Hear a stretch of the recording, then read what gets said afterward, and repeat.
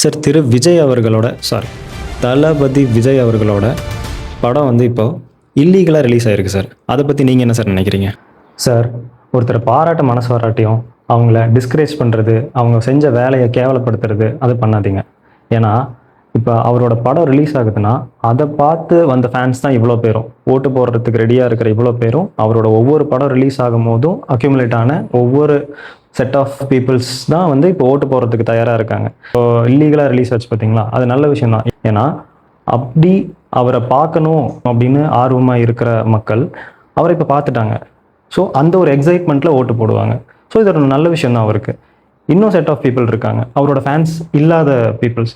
அவங்க எப்படின்னா, நல்ல மனுஷன், அவரை போட்டு இப்படி பாடுபடுத்துறீங்களே அப்படி சொல்லி ஸோ அவர் மேலே ஒரு அனுதாபத்தில் பரிதாபப்பட்டு ஓட்டு போடுறதுக்கு பாக்கி இருக்கிற பீப்புள்ஸ் ரெடியாக இருக்காங்க. ஸோ இப்படி இல்லீகலாக ரிலீஸ் ஆன விஷயம் வந்து அவருக்கு பெட்டர் தான். ஏன்னா ப்ரொடியூசருக்கு தான் அது வந்து பிரச்சனை. ஆனால் விஜய் சார் படம் வந்து எப்பயுமே வந்து ஃபெயிலியர் ஆகிற படம் கூட வசூல் கலெக்ட் பண்ணுறதுல வந்து மிஸ் ஆனதே கிடையாது.